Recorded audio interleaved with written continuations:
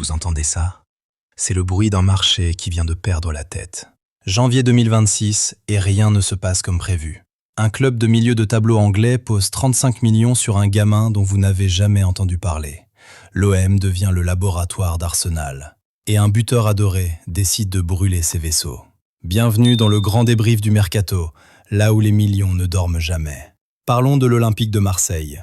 Pablo Longoria vient de réaliser un coup double fascinant. Quinton Timber arrive de Feyenoord pour 4,5 millions d'euros. C'est l'affaire du siècle. Pourquoi? Parce que Timber, c'est le profil De Zerbi compatible par excellence. Capacité à casser les lignes, volume de jeu colossal, justesse technique. Mais le vrai séisme, c'est Ethan Nwaneri, le joyau d'Arsenal. Arteta a personnellement appelé De Zerbi, mais attention au petit caractère. C'est un prêt sec, pas d'option. Et pire, une clause de pénalité financière si le gamin ne joue pas assez. L'OM accepte de former le bijou des Gunners pour sauver sa saison. C'est un pari risqué. Si Nwaneri flambe, Marseille gagne, mais Arsenal récupère un monstre. Si Nwaneri échoue, Marseille paye pour rien. Est-ce que l'OM a vendu son âme pour un talent éphémère? On traverse la Manche. Bournemouth. Oui, vous avez bien entendu. Les Cherries viennent de griller la politesse au Bayern Munich pour signer Ryan, la nouvelle perle de Vasco da Gama. 35 millions d'euros. Le Bayern ne voulait pour son équipe B, pour le faire mûrir. Bournemouth arrive avec les poches pleines de l'argent de la Première Ligue et dit « Il joue titulaire chez nous ». C'est le symbole d'une ère où un club moyen anglais peut battre un géant historique sur le plan financier. C'est un kit ou double historique. Si Ryan est le futur Neymar, Bournemouth fait le casse du siècle.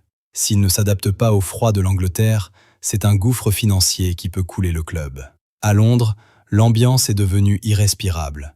Jean-Philippe Mateta est au clash. Il a dit à Crystal Palace « C'est fini ». Palace a refusé 29 millions de la Juve.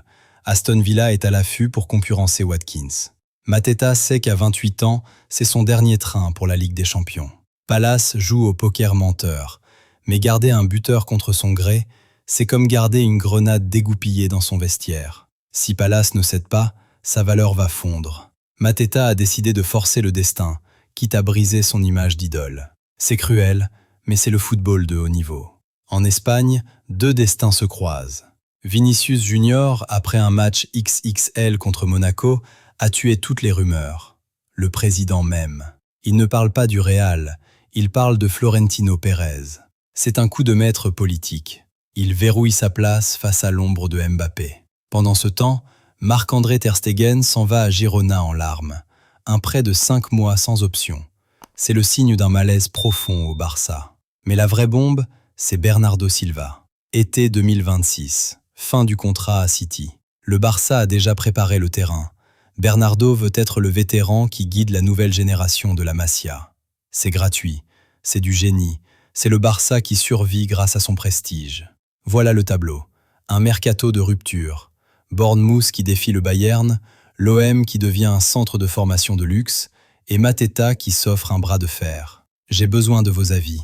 Bournemouth a-t-il perdu la tête? Et l'OM fait-il une erreur avec Nwaneri? Je lis tous vos commentaires, on en débat ensemble. N'oubliez pas le pouce bleu, abonnez-vous pour ne rien rater du sprint final. C'était l'analyse Foot Chrono. On se retrouve demain. Peace.